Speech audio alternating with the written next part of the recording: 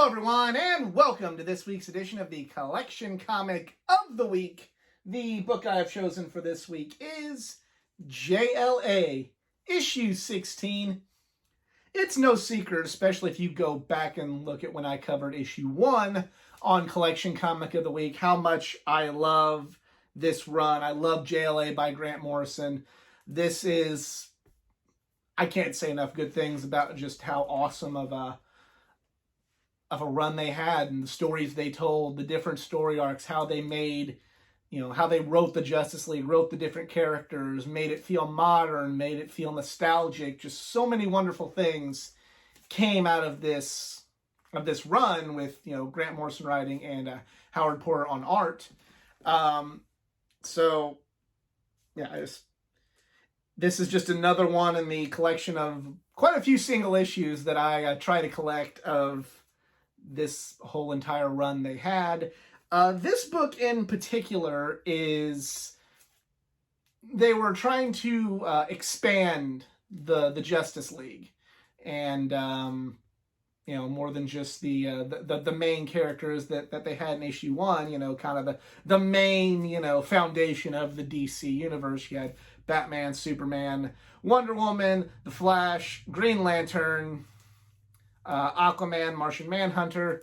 Those were pretty well the foundation. Then they wanted to add to this, and they had some other characters that wanted, just get a little bit more time, a little more spotlight, that were also big characters in their own right that ended up becoming part of the league. And they started having the recruitment in issue 5, and then this is kind of the beginning of all of these new characters now officially being part of the Justice League. Kind of a few other things kind of happening in between all that, but that's kind of, I don't know if this would be the jumping on point, but this would be kind of a good one if, I don't know if it's necessarily the definitive jumping on point, but it's definitely a good one, But, it's a fine book, and, what could be my favorite run in the history of comics, and let's check it out. Pretty sweet cover here. That's something I'd like to have a print of and have it signed by Morrison and Porter, to be honest with you. This to me is as iconic as the first issue of this run. The only downside is you got Zap and Soups there. But other than that, it's still pretty awesome cover. Start off, Lois and Clark there. This is kind of in the middle of an arc where they were trying to, just a lot of different stuff going on. So, they're probably a lot of parts. If you just jumped in with this issue, you might be a little confused. You'll need a little bit of background, but there's old goofy new Superman. That's been covered on here. Now we have the new team. We have Wonder Woman and Plastic Man and Flash and Aquaman, Green Lantern, Zor-El, Huntress, Superman, Steel. Batman, as you saw, didn't show up because he's Batman, and he just doesn't really, that's not his bag. Hercules and Xena, I remember this coming out because this was a big deal, to have this cartoon crossover with, the voices with Kevin Sorbo and Lucy Lawless. But I remember watching it once, but I can't really tell you the details about it. I was young, but I remember when this came out and remember that this was a pretty big deal to have this crossover in any form. So kudos there, and kudos for helping me remember it. You see the famous table in the Hall of Justice. That is the one thing I do kind of like about this. The Watchtower, but they also, they teetered between the names to kind of give everybody their own sort of, depending on what their interpretation of this team was. You kind of got the got the best of both worlds, and that just kind of speaks to Morrison's respect he had for these characters. This was his dream job, his dream arc. And we got some stuff happening here, and Batman, something's wrong, I can hear you. He's trying to stall. The shit's hitting the fan. Got more stuff, you know.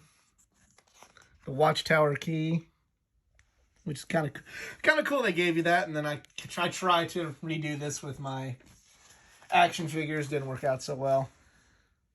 The best Batman ever now on pay-per-view. Yeah. Oh, Bill Klein. Bill Klein, I hope you aren't reviewing movies anymore if you call this the best Batman ever. Or what it probably was, this is the best Batman ever, said no one, but they just clipped the said no one out of his quote. That's what I'm hoping for, Mr. Klein. That's what I'm hoping for. Remember pay-per-view movies? This is a total throwback here. Martian Manhunter with fire, that's not good, but more stuff there.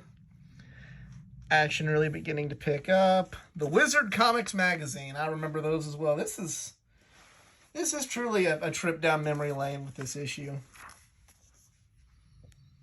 We got Elseworlds Batman story there. More action here. You know, this really, Howard Porter really does not get enough credit for what a great artist he was. Badass shot of Batman there.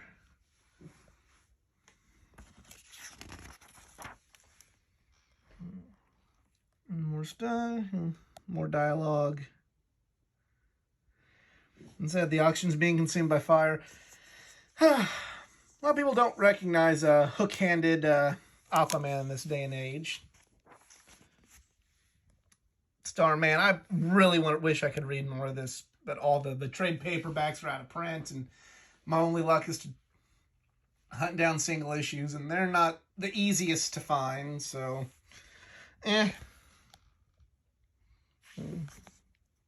Cool scene there with Wally and Kyle.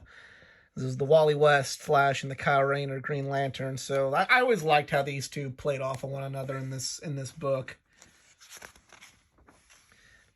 And 5 down. Who Wants to Be Number 6? And it's to be continued.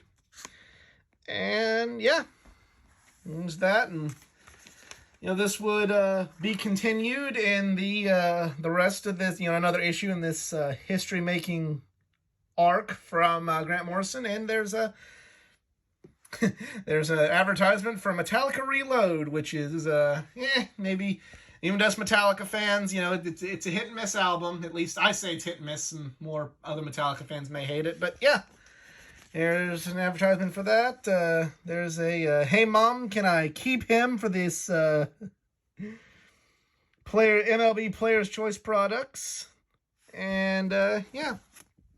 That was JLA, number 16. Do you also own that book? Let me know in the comments section below. If you enjoyed this video, please give it a like, share, subscribe for more content, not just from the world of comic books, but from the world of pro wrestling, gaming, anime, and all things geek culture. Follow me on my social media pages, facebook.com/athleticgeekA9, Twitter, athletic_geekA9, Instagram @athleticgeekA9, and if you'd like to help this channel out financially, I am on Patreon, patreon.com/athleticgeekA9.